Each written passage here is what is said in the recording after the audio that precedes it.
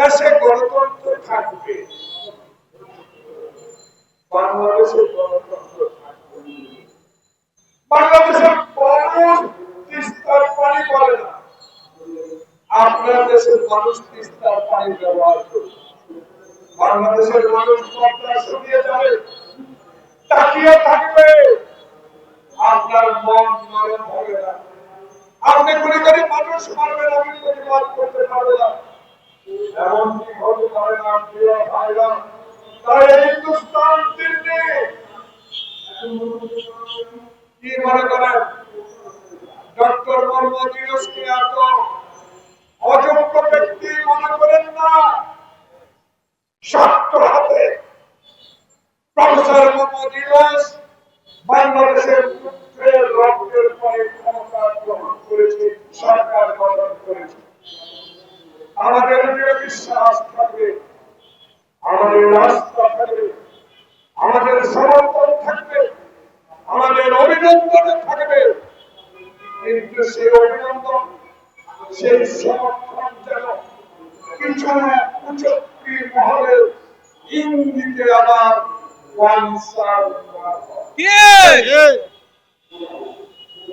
বানচাল হলে দুর্গতে করবে মানুষ। কারণ ১৬ বছর হাসিনা অত্যাচারে কোটি কোটি মানুষকে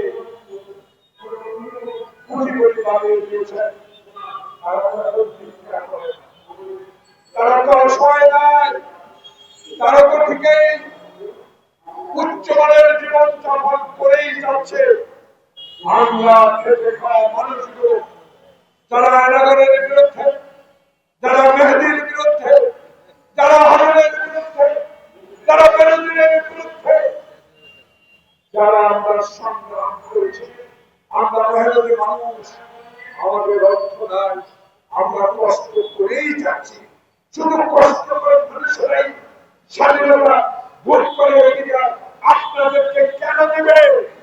আপনারা চোর, আপনারা টাকা, আপনারা গণতন্ত্র হত্যা করে সেই সময় প্রমাণ করতে দিবে না। তাই আমাদের বুকে সাহস আছে, আমরা চিৎকার দিয়ে কথা বলতে পারি, কারণ আমরা ঘুষ করে নয়, আমরা দুর্নীতিবাজ নয়। আমাদের নেতা শহীদ জিয়া সজ্জন ব্যক্তি, আমাদের নেতা স্বাধীনতা আন্দোলনে আত্মবিশ্বাস লাভ করেছেন। আমাদের নেতা তারেক রহমান মেরুদণ্ড ভেঙে যাওয়ার পরে এখনো অনড়।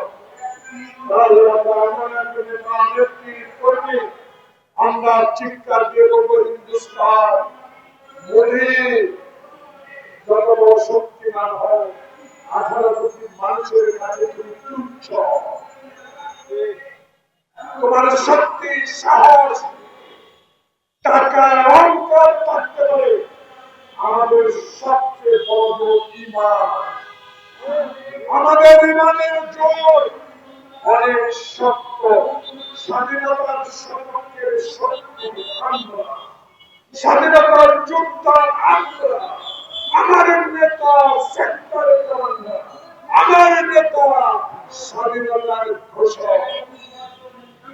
আমাদের শক্তি সাহস অনেক, এই শক্তি নিয়ে তারেক রহমান বারবার আপনার কাছে অনুরোধ করছে, আসুন ঐক্যমতের ভিত্তিতে একটি নির্বাচন দিন। ওই নির্বাচনে যারা সরকার গঠন করার ক্ষমতা পাবে তাদেরকে সরকার গঠন করতে দেয়। ওই সংসদের সংস্কার সমাধা হবে। এখন ক্ষুদ্র ক্ষুদ্র সংস্কার করে অনতিবিলম্বে নির্বাচন দেন। সেই নির্বাচনে বাংলাদেশের মানুষ দিনের ভোট